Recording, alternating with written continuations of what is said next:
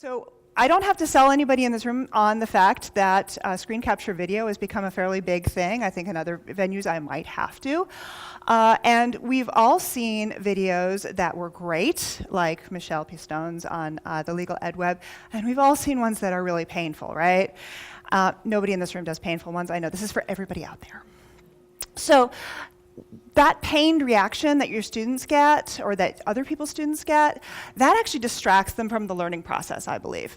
And so what I want to talk to you today is about how to sort of get out of the way, make great screen capture, and create a product that actually enhances the learning rather than distracts from it.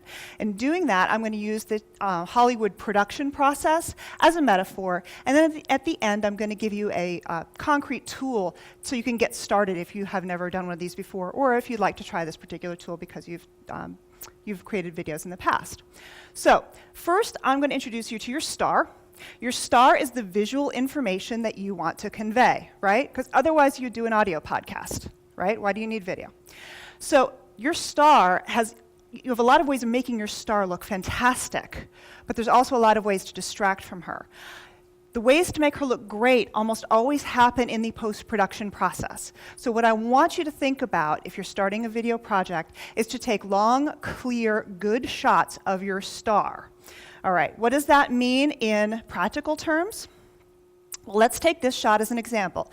This is a mostly static shot, except for the typing and some of the selection here. All of the other post-production, all the other production things like this, zooming and panning, lighting effects, what we might term makeup, all of this happens in the post-production process. So what you need to get comfortable with is to start taking long, clear, deliberate shots of your star so you have room to insert these sorts of effects. Now, if you're used to doing live theater demonstrations, what I mean is in-classroom demonstrations, your cursor might think he's the star, right? But he's not. He is an important supporting player. You need him to get from one place to the other. But if you're not careful, he's going to start to think that his role is to run around the star and highlight her. And this is a misguided thing because what ends up happening is that he ends up just getting in her way, right? So what you need to do is you need a good clear shot of your star, get your supporting player out of the way once he's fulfilled his role, and highlight her with lighting, or possibly with makeup. Repetition, right, Sharon? So speaking of chewing the scenery, you also want to take nice, clear, uncluttered shots of your set. So have your camera operator frame so you don't have any extraneous stuff. Get your set dresser to take out the button bars, temporarily remove them. Don't have any inadvertently hilarious searches in your Google bar. It's a search for the I Love Bacon calendar, okay? All of these things are going to help you create a nice, seamless experience for your students where they're not distracted by this extraneous clutter. So your camera operator also needs to know that your students are not always going to be watching your video in a big projection room with the best screening equipment possible, right? So in this case, our star is the third document in this docket. And this particular shot doesn't play very well in this room, and it's certainly not going to play at all well on a cell phone, right? So how do you think about this? Well, you get your camera operator to take a nice wide establishing shot, and then have your editor zoom in on your star in post-production. And then get your makeup or lighting department involved if they're needed as well. So there are lots of really slick tools that are very flashy and distracting in these editing programs. And newcomers to this kind of project, they love to use them, and they want to use all of them, right? Well, nobody's ever seen this before, I can tell. So the problem is that these particular flashy transitions, for instance, they have a language of their own, and what they're saying is, hey, look at these slick transitions. They're not saying, what are you saying in your video, right? So if you use enough of these, what your students are going to start to do is wonder about your aesthetic choices and not pay attention to the substance of the lecture, right? So should you ever use these kind of transitions? Ever? Actually, yes. I would argue that if you're radically changing topics or tools, what this effect says is, and now for something completely different. So let's talk about sound. And here I'm going to talk about equipment really specifically. If your students can't hear you, I'm not going to go into closed captioning, but I suggest everybody do it.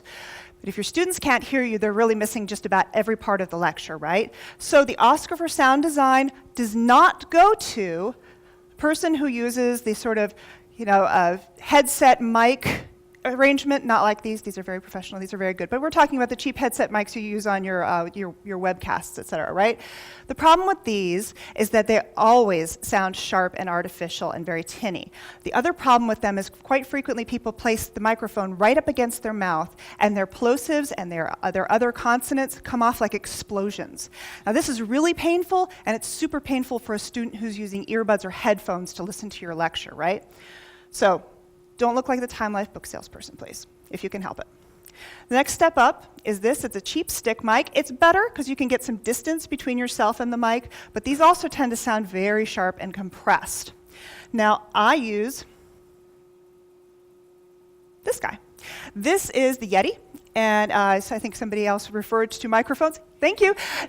This is only one of the potential microphones that you could use that is a great compromise between price and quality. It retails for around $100 on the big online retailer that begins with A. And it's plug and play, very simple to use, has some great settings. So now that you've considered,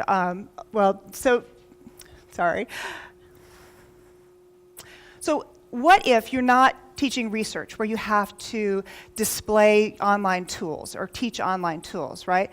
Well, say if you're teaching a doctrinal class, such as property, where your students might have some really abstract concepts to wrestle with, consider creating a class supplement that uses visual images, bright visual images, maybe PowerPoint's animation features, and illustrate the concepts by using these images, okay?